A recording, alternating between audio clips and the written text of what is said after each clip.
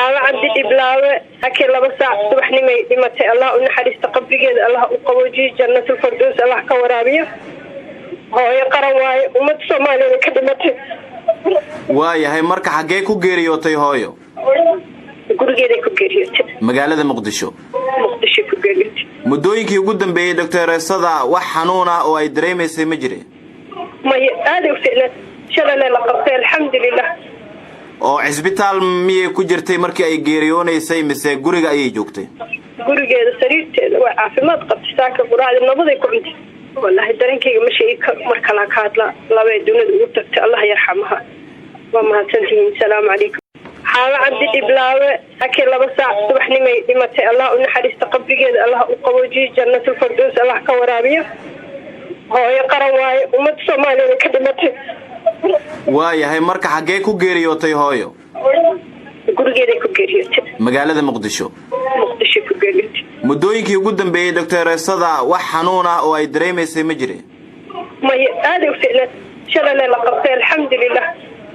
oo cisbitaal miyay ku jirtay markii ay geeriyoonaysay mise guriga ayay joogtay gurigeeda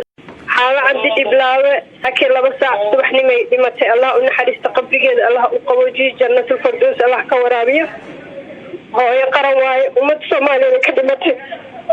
واي هاي مركا حقي ku geeriyootay hooyo gurigeeda ku geeriyootay magaalada Muqdisho ku geeriyootay mudooyinkii ugu dambeeyay doctor-sada wax xanuun ah oo ay dareemaysay ma jireen ma aad u fiicnaa shalay la qabtay alxamdulillah oo cisbitaal miyay ku jirtay markii ay geeriyoonaysay mise guriga ayay joogtay gurigeeda sariirteeda waa caafimaad qabtay saaka quraacda nabaday ku cunti حالة عبد الإبلاوة أكل لبس صبحني متى الله ونحرس تقبل جد الله وقوجي جنة الفردوس الله كورابية هو يقرأ واي ومت سومالي كدمته واي هاي مركا حقي ku geeriyootay hooyo gurigeeda ku geeriyootay magaalada Muqdisho ku geeriyootay mudooyinkii ugu dambeeyay doctor-sada wax xanuun ah oo ay dareemaysay ma jireen ma aad u fiicnaa shalay la qabtay alxamdulillah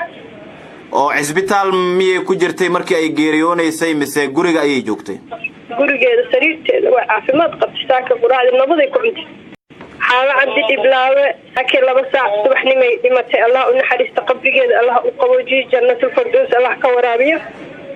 هو يقرأ واي ومت سومالي كدمته واي هاي مركا حقي ku geeriyootay hooyo gurigeeda ku geeriyootay magaalada Muqdisho ku geeriyootay mudooyinkii ugu dambeeyay doctor-sada wax xanuun ah oo ay dareemaysay ma jireen ma aad u fiicnaa shalay la qabtay alxamdulillah oo cisbitaal miyay ku jirtay markii ay geeriyoonaysay mise guriga ayay joogtay gurigeeda sariirteeda waa caafimaad qabtay saaka quraacda nabaday ku cunti wallahi dareenkayga ma shay marka la ka hadla laba dunida ugu tagtay Allah yarxamaha wa ma tantiin حالة عبد الإبلاوة أكل لبس صبحني متى الله ونحرس تقبل جد الله وقوجي جنة الفردوس الله كورابية هو يقرأ واي ومت سومالي كدمته واي هاي مركا حقي ku geeriyootay hooyo gurigeeda ku geeriyootay magaalada Muqdisho ku geeriyootay mudooyinkii ugu dambeeyay doctor-sada wax xanuun ah oo ay dareemaysay ma jireen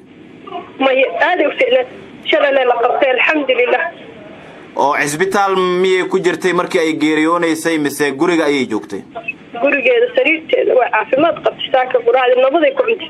wallahi dareenkayga ma shay marka la ka hadla laba dunida ugu tagtay Allah yarxamaha wa ma tantiin